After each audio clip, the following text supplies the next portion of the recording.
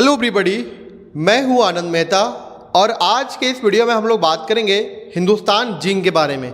Guys, इनके quarter 4 के जो नतीजे हैं वो यहाँ पे आ चुके हैं। वीडियो में हम लोग जानेंगे क्वार्टर 4 नतीजों के बारे में और साथ ही साथ यहाँ पे हम लोग समझेंगे कि लॉन्ग टर्म का आउटलुक क्या रहने वाला है।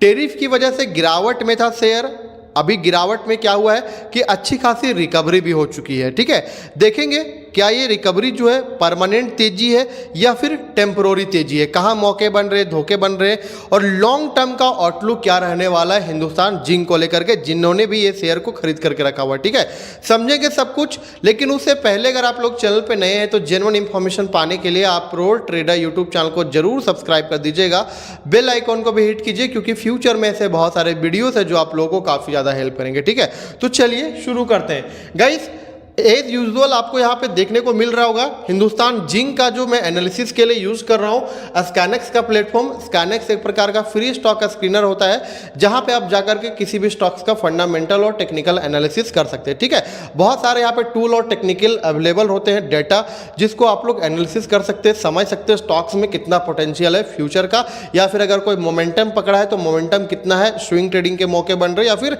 लॉन्ग टर्म के मौके बन रहे।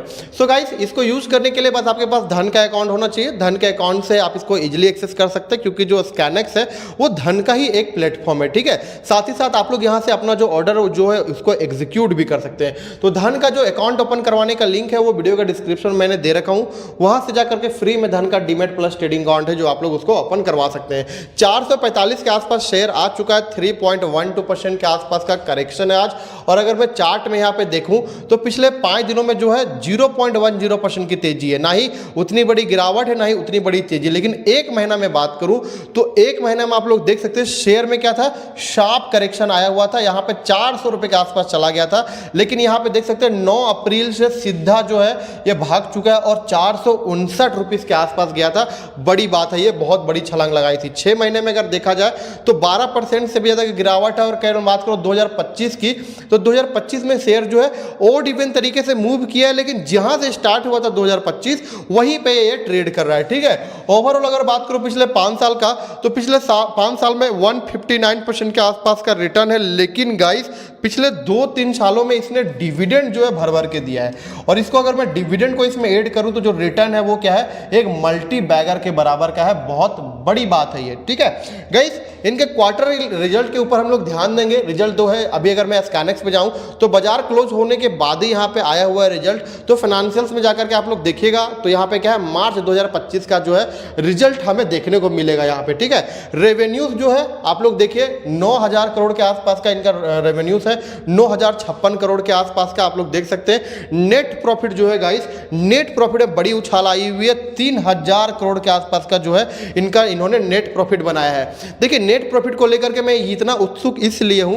क्योंकि एक बार क्या हुआ था ना, पिछला साल जब डिविडेंड दे रही थी तो उस टाइम पे बहुत सारी खबरें आ रही थी बाजार में कि जितना ये पैसे नहीं कमा रही है ना, उससे 3 गुना, 1 गुना भी नहीं, 2 गुना भी नहीं, 3 गुना डिविडेंड के फॉर्म में ये पैसे निकाल रही थी। ठीक है, लेकिन अभी अगर देखा जाए तो जिस प्रकार से इन्होंने ग्रोथ बनाया है, जो कंपनी 1500-1700 करोड़ कमा रही थी यहाँ पे क्वार्टरली, वो सीधा जो है 3000 करोड़ क्वार्टरली अपना बना रही है। तो फंडामेंटली और फाइनेंशियली कंपनी स्ट्रांग हो रही है। वही पिछला क्वार्टर में देखा जाए 2678 करोड़ का है, और पिछला साल सेम क्वार्टर में बात करूं मार्च 2024 में तो देख सकते हैं 2000 करोड़ का इनका जो है नेट प्रॉफिट यहाँ पे था।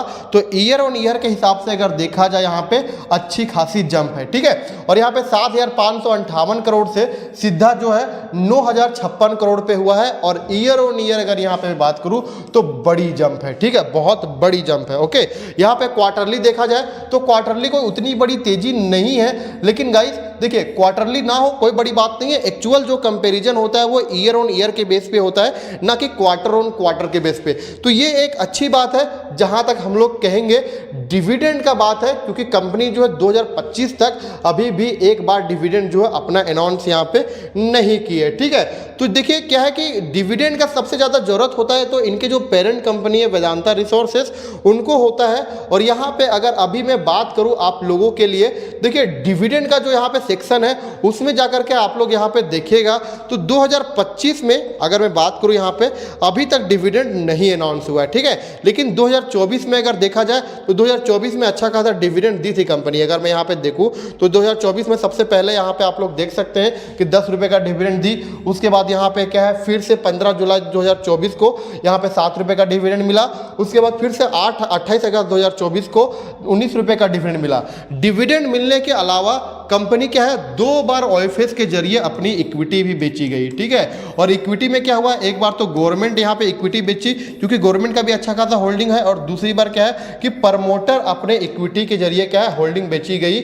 और जब जब ओएफएस आया तो जो प्राइस चल रहा था मार्केट में उससे डिस्काउंटेड प्राइस पे आया, और ओएफएस जब खत्म हो गया तो जो एक्चुअल प्राइस है जिस प्राइस पे ओएफएस आया था मार्केट उससे भी नीचे चला गया। तो इन सब चीज़ों के बीच भी क्या है हिंदुस्तान जिंक के शेयर काफ़ी ज़्यादा इफेक्टिव हुए हैं मार्केट में, ओके। इनके शेयर होल्डिंग पैटर्न्स पे अगर मैं आप लोगों को बताऊं तो देखिए शेयर होल्डिंग पैटर्न्स में अगर ध्यान देना है हिंदुस्तान जिंक को समझने के लिए तो इनके शेयर होल्डिंग पैटर्न्स को भी समझना बहुत ज़्यादा जरूरी है। अब क्यों जरूरी है वो मैं आप लोगों को समझाता हूँ, ठीक है। देखिए प्रमोटर की अच्छी खासी होल्डिंग है और साथ ही साथ यहाँ पे गवर्नमेंट का भी होल्डिंग है। यहाँ पे शेयर होल्डिंग में आप लोग को जाना है और यहाँ पे आपका जो है शेयर होल्डिंग ओपन हो जाएगा, ठीक है। तो जो भी होल्डिंग्स यहाँ पे गवर्नमेंट का है 63.42%, गाइस जो भी होल्डिंग यहाँ पे प्रमोटर का है 63.42%, ये सारे के सारे जो शेयर है गाइस वो गिरवी पड़े हुए हैं, ठीक है। इनके ऊपर लोन उठाया गया। वहीं अगर बात करूँ फॉरेन इंस्टीट्यूशंस का तो 1.42% की होल्डिंग है, और अगर बात करूँ डोमेस्टिक इंस्टीट्यूशंस का तो 4.12% पे है, ठीक है। वही अगर देखा जाए गवर्नमेंट का तो देखिए गवर्नमेंट का 27.92% पे था, लेकिन सितंबर 2024 में क्या है 29.54% पे था। यही जो है 2% के आसपास ओएफएस के जरिए जो है गवर्नमेंट यहाँ पे बिकवाली की है।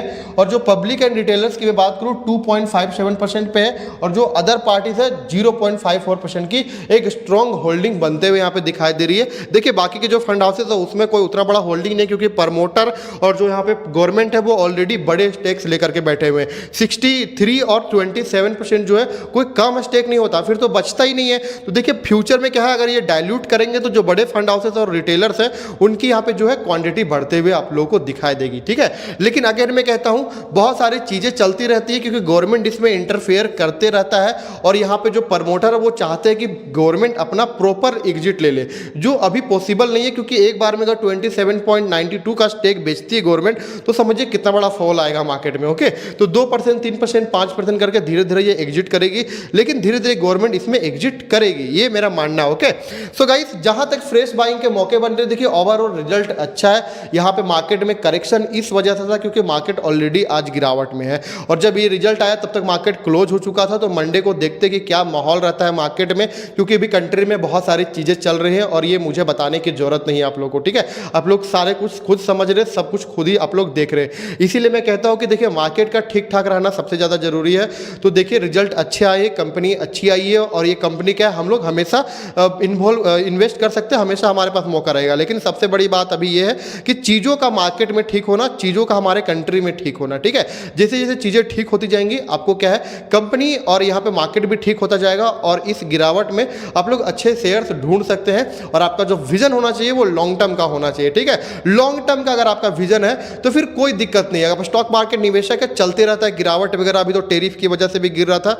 लेकिन अगर आप गाइस लॉन्ग टर्म के निवेशक है तो मुझे लगता है आपको किसी प्रकार की परेशानी की जरूरत नहीं है। बस ये सारी चीजों को देखना है, समझना है और सीखना है इनसे कि इन सब कंडीशन में कैसे हमें मार्केट में सर्वाइव करना है, ओके।